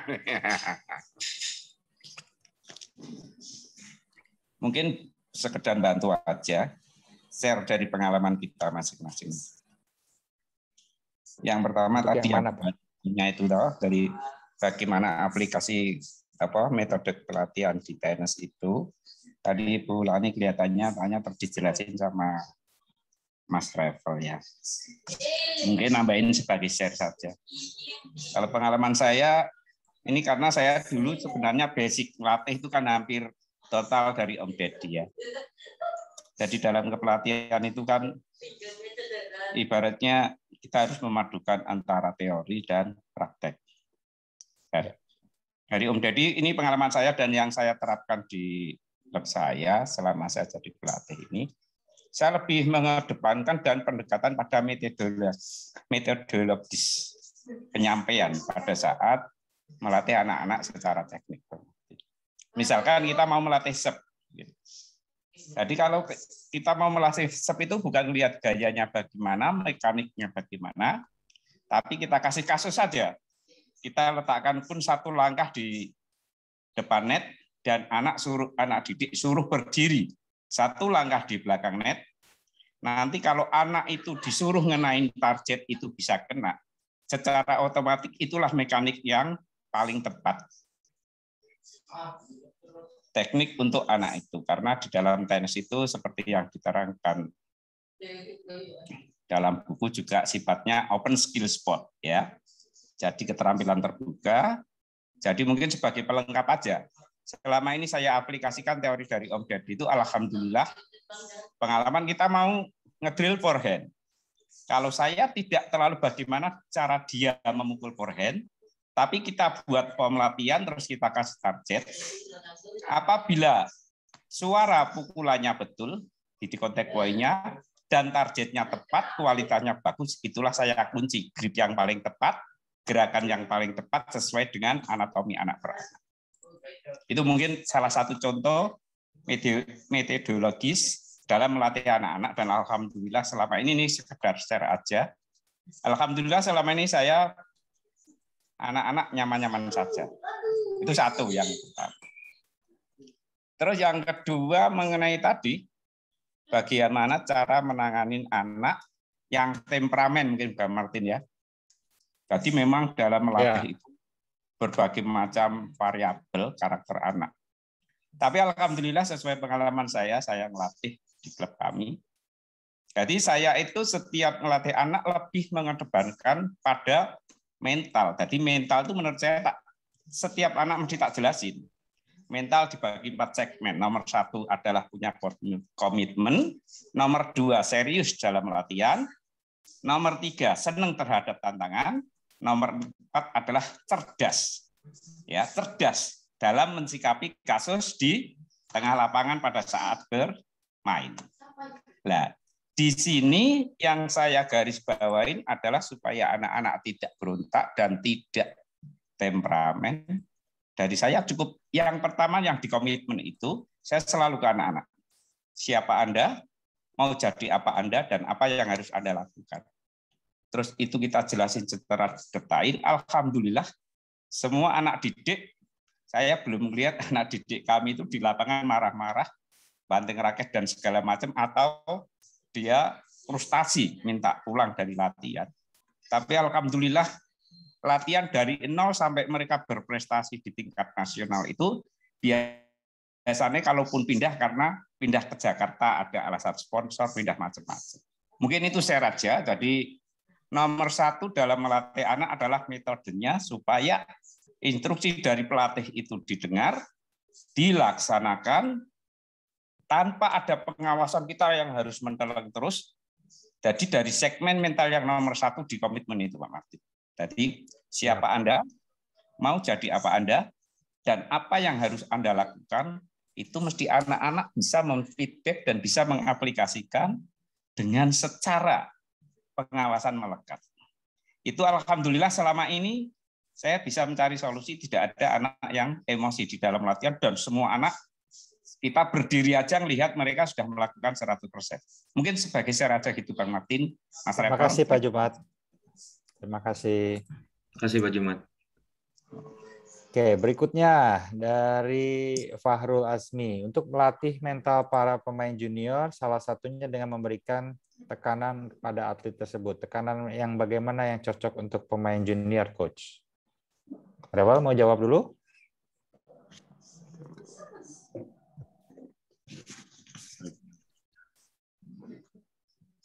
Oke, atau saya dulu? Ya, kayaknya kayak yang tadi kita omongin mesti ditanya dulu ya. Maksudnya tujuan ini para pemain junior, mereka goalnya bisa beda-beda menurut saya. Mungkin ini punya, maksudnya ada suatu punya masalah mental kali, misalkan masalah grogi, gampang grogian di turnamen, seperti itu mungkin. Mungkin bisa bicara Fahrul Azmi. Iya Coach, ya seperti yang Coach Martin ngomongin itu, Coach. Betul Coach. Kayak seperti mau bertanding dia grogi gitu.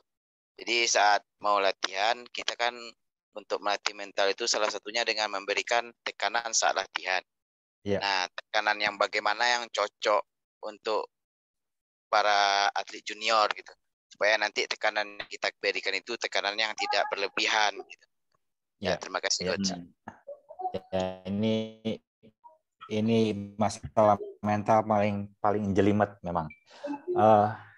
Kalau yang pasti adalah kita harus membiasakan anak-anak berlatih seperti bertanding seperti berlatih. Itu slogannya yang harus diingat gitu. Jadi jangan dibiasakan latihan santai, ketawa-ketawa, lalu nggak punya tuntutan, nggak punya, ya bukan tekanan nih, jadinya tuntutan. Lalu pas lagi turnamen, wah segudang tuntutan datang. Jadi dia nggak bisa handle gitu kan, dia nggak bisa mengatasinya. Jadi mungkin tekanan itu kadang-kadang datang dari tuntutan orang tua, tuntutan pelatih, tuntutan dari teman-teman gitu, Mas. Yang kadang-kadang tidak dibuat, sebenarnya tidak ada, tapi dia buat gitu. Dan dia merasakan sendiri, oh takut papa saya marah atau apa, padahal papanya belum tentu marah. Ya, itu kalau saya hal yang paling utama harus dibiasakan latihan serius mencapai target yang dicapai hari itu. Jadi dia fokus untuk mencapai target itu. Dengan dia fokus seperti itu, dia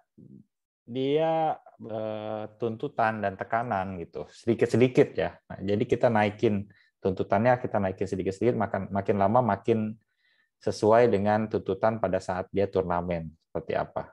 Disesuaikan juga lah, Mas. Beda-beda mungkin kan problemnya tiap anak, groginya kenapa, lalu cara mengatasi seperti apa, memang lebih harus personal lagi.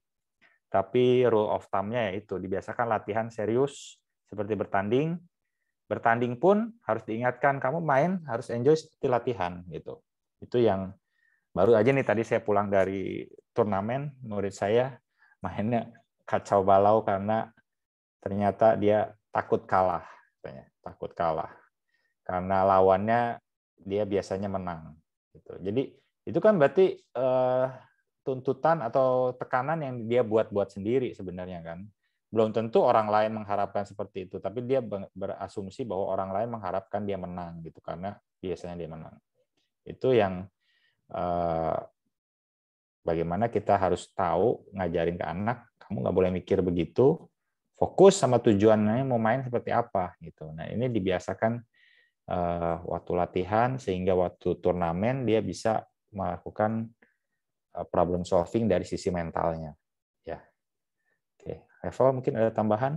Contoh-contoh latihannya mungkin lebih ke Revo. Ya, mungkin saya bisa bantu dari ya. Contoh latihan aja ya, karena gini mental aspeknya setiap anak-anak kan beda ya. Kita sendiri ada yang misalnya ketemu lawannya di bawah, kita grogi, terus ada lagi yang lagi leading, udah 5-0 grogi, terus kalah gitu ya. Itu ada beberapa cara ya, misalnya gini, anak A levelnya 5 gitu, terus kita coba lawanin sama anak yang levelnya di bawah, level 3 misalnya gitu ya. Kan perbedaan kelasnya agak jauh, jadi level 5 ini akan melawan sama anak yang di bawah. Kita bisa kasih misalnya main sampai 4 gitu, 4 game, tapi anak yang level 5 ngefur. Misalnya serve-nya 1, terus serve-nya cuma sekali, terus ketinggalan 0-30 setiap game. Nah, itu gimana ngatasinya? Misalnya gitu. Terus kadang-kadang sesuatu yang simple kayak kasih hukuman yang kalah gitu, yang kalah four ball, yang kalah sprint atau apa gitu pun juga bisa ngelatih mentalnya anak-anak ya. Kadang-kadang juga kita bisa ini kalau anak-anak yang suka grogi pas lagi leading, ya kita misalnya kasih dia leading dulu, misalnya main sampai 6, anak yang punya problem mental leading kita suruh mimpin 4-0. Tapi terus kita kasih tahu, tapi kalau kamu kalah, udah leading kalah, hukumannya 3 kali lipatnya anak satunya ya, gitu. Jadi itu beberapa cara-cara aja sih ya. Itu akan melatih mereka akan mencari solusi gitu. Gimana caranya? Udah mulai dilatih dari latihan kan, cari-cari solusinya gimana. Dan tekanannya juga cukup real gitu, cukup realistis lah gitu ya. Gitu. Jadi seperti dibuat simulasinya. Betul, problem dia apa waktu bertanding, kita buat simulasinya waktu latihan seperti apa. Jadi supaya dia belajar mencari solusinya di situ ya. Betul. Oke. Berikutnya dari Tugiarto Bengkulu. Izin bertanya Coach, untuk anak yang memiliki kemampuan menerima materi latihan lebih lambat dari teman-temannya, apakah perlu dipisah grupnya walaupun dengan kelompok umur yang sama? Oke, Revo? Dipisahkan dari grup maksudnya dilatih di lapangan yang berbeda atau gimana? Gitu ya, mungkin jadi kalau menurut saya kalau KU-nya sama dan kemampuannya misalnya sebenarnya skill levelnya sama, dan grup lah yang Iya, misalnya skill levelnya sama di grup, mungkin kalau emang dia butuh lebih banyak bantuan dari anak-anak yang lain, ya kita bisa sesekali tarik ke samping, kita jelasin lebih dari anak-anak lain aja gitu. Nggak harus selalu dipisahin dari grupnya sih. Bisa. Menurut aku ya bisa kita tarik, kita kasih fixing, pembetulan yang sedikit lebih spesifik. Pas maksudnya pas lagi latihan grup juga bisa gitu. Nggak harus selalu ditarik dipisahin. Menurut saya. Ya sistemnya tarik ulur juga ya, maksudnya suatu saat kan dia biasanya lambat itu nggak di seluruh hal ya, misalkan dia memang dia misalkan di footworknya dia lambat nih, misalkan jelek nih, sementara kalau pukulan lain bagus, ya udah kita khusus latihan dia waktu dia nunggu dia harus latihan footwork sendiri gitu, kita kasih tambahan-tambahan yang dia perlu untuk mengejar ketinggalannya daripada yang lain gitu. Jadi, tapi tidak perlu harus selalu benar-benar dipisah. Kamu nggak bisa latihan sama yang ini, jangan juga sih. Itu juga dari strategi akademi juga nggak bagus ya kalau kita terlalu bikin mencar-mencar terlalu gitu. Kecuminya udah besar banget, itu kita bisa ngelompokin pemainnya lebih dekat-dekat kemampuannya itu. Tapi kalau akademi kecil biasanya kita harus terima apa adanya dulu ya. Kadang-kadang bisa challenge-nya juga dikasih yang berbeda aja dari yang lain. Kalau kayak Kak Martin bilang footwork-nya kurang, anak-anak lain mungkin kita nggak tekenin ke footwork, tapi yang anak ini kita bilang kamu harus split step, misalnya split step 2 kali sebelum mukul gitu. Ya kan, misalnya dia jarang split step, kan anaknya malas split step. Ya kita bilang aja khusus kamu split step 2 kali sebelum mukul, harus. Kalau nggak apa gitu, misalnya gitu, itu ngebantu anak-anak yang lebih kurang di beberapa aspek gitu. Itu contoh aja sih. Oke, semoga cukup membantu jawabannya. Ini ada dari Pak Gatot Semarang, betul Om Revel, senjata terakhir saya buat anak-anak saya tertarik latihan, kasih tantangan, dapat hadiah kalau bisa melewati tantangan. Rugi dikit, tapi kita puas, anak jadi fokus. Sip. Iya, betul. Oke, tapi saya ingatkan lagi sekali-sekali aja karena ini kan motivasi dari luar ya. Motivasi dari luar itu bisalah buat mancing sekali-sekali, tapi diusahakan nanti motivasinya akan datang dari dalam diri sendiri untuk mau belajar ya, untuk menerima tantangan, bukan karena motivasi dari luar. Iya. Jangan jadi terbiasa kalau mau dikasih hadiah aja baru dia semangat gitu. Jangan sampai ya nanti anaknya minta-minta terus lagi. Oh nggak ada hadiahnya gitu kan, repot juga kalau ada gitu. Ya, kadang ngasih hukuman, kadang ngasih hadiah gitu ya kan. Ya. Oke, dari Andi Widianto, kalau anak kita masih junior 16 tahun, apa diperbolehkan ikut latih tanding dengan veteran atau level senior? Apakah ada efek buruknya? Apple? Boleh, menurut saya. Melatih mental banget tuh. Bagus malah, tapi lebih baik terawasi, diawasi sama kita, karena yang efek buruknya biasanya suka ikut-ikutan yang tidak seharusnya dia pelajari gitu. Misalkan ya orang tua misalkan dia menangnya main lop-lopan terus, ya si anak memang harus belajar melawan lawan yang pukulan-pukulan aneh, lob, chop, slice begitu. Tapi kan kalau dia sampai dia jadi ikut-ikutan begitu juga bukan itu tujuan kita ya. Kita anak belajar mengatasi, bukan berarti ngikut-ikutan. Bisa, bukan berarti dia jadi terus-terusan mainnya, pola mainnya jadi seperti bapak-bapak atau veteran yang begitulah ya. Itu jadi saya pikir bagus tapi harus terawasi. Gitu. Masih dikasih pengertian terus. Iya, pengertiannya. Tuh. Oke, berikutnya dari Andi, maaf, apa bisa di-share materi webinar yang telah dilakukan sebelumnya hari ini dan akan datang? Nanti ada di YouTube LT ya. Semua yang 2 webinar sebelumnya udah ada di YouTube LT, yang kemarin dan hari ini juga mungkin besok atau lusa akan diupload di YouTube LT. Ya. Oke. Ada lagi? Kalau enggak kita tutup saja. Pulani ada tambahan? Enggak, tambahan sih enggak, cuman in closing mungkin saya setuju sekali dengan prinsip Martin yang tadi ya, bahwa untuk maju kita harus sekali sering to go out of your comfort zone. Ya, itu satu. Kemudian saya sendiri yang orang awam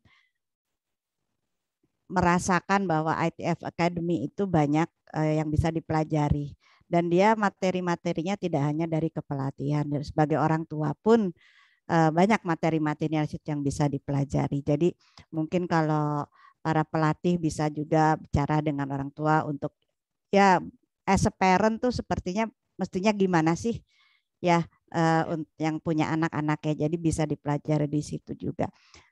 Kalau saya sih mungkin karena saya di PLT ya, jadi mungkin fokus saya lebih global ya. Jadi tentunya saya ingin untuk pelatih-pelatih Indonesia agar lebih maju. Contohnya kayak di India tuh berapa? Udah ada 1.000 sekian ya yang terdaftar di ITF Academy ya. Nah, sementara di kita masih bisa dihitung lah pakai jari, makanya Coach Martin, Coach Revel, Coach Peter semua itu berupaya sebanyak mungkin untuk bisa mempunyai materi-materi Indonesia. Tentunya dengan harapan bahwa pelatih-pelatih kita akan terus bisa meningkatkan pengetahuannya. Kayak tentunya mungkin level 1 tahun 2000 tadi saya lihat banyak yang 2006, 2007. Tentunya saya apresiasi sekali ya mereka sudah menjadi level 1 level di tahun 2007. Tapi saya pun yakin pasti ada pembaharuan ya, pengetahuannya gitu. So mungkin kalau nanti pelatih level 1 itu memerlukan, bisa bilang ke Coach Martin, Coach Peter, Coach Revel, apakah perlu refresher ya, karena mungkin diperlukan seperti itu ya, something like that gitu ya, maksudnya. Jadi terus diperbaharui kemampuannya, dibikin up to date. Kalau bahasa Indonesia pengkinian pengkinian data, enggak ya, pengkinian pengetahuan lah kali ya, update itu harus terus ya. Saya rasa namanya orang itu tidak boleh berhenti merasa puas. Oh gue udah jago. Saya rasa nggak seperti itu. Kita harus terus selalu mencari meningkatkan pengetahuan kita bagaimanapun caranya itu. Itu aja penutup dari saya. Terima kasih saya ucapkan kepada semua yang sudah meluangkan waktu dan mengikuti webinar ini. Insya Allah ada bermanfaat. Kalau sekiranya ada kekurangan dari kami mohon maaf. Saya cuma pesan sponsor kalau mau. Ini Davis Cup udah mau mulai. Coba di support atlet-atlet kita yang lagi di Barbados. Saya mohon pamit duluan karena saya mau nonton Davis Cup. Saya kembalikan ini ke Martin dan ke Revel. Terima kasih. Terima kasih Bulani. Bisa live streaming di Barbados di YouTube. Tenis Trident Barbados kalau nggak salah. Pamit ya, duluan ya. Bulani, terima kasih. Sama-sama. Ya, terima kasih. Ini untuk form absen saya kirim sekarang ya di chat. Itu linknya bisa dipencet di situ. Itu nanti tinggal diisi aja. Nama dan nama lengkap, terus email semua segala macam. Nanti sertifikatnya akan kita kirim lewat email. Foto dulu Kak. Oke. Ya, foto dulu ya. Semua tolong dinyalakan.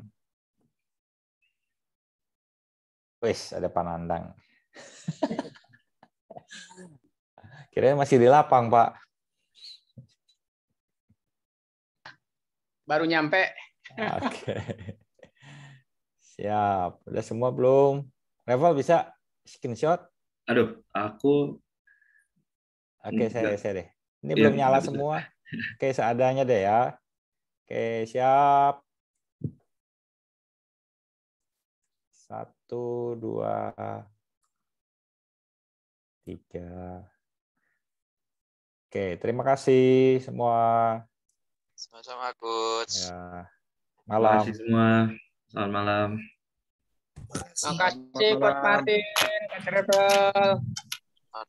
Terima kasih Pak Jumat. Terima kasih. Salam sehat Pak Martin. Salam sehat Pak Jumat dari kakaknya Iwan. Iya, makasih Pak Mai. Salam kembali. Sehat selalu. Pontianak gimana Pontianak?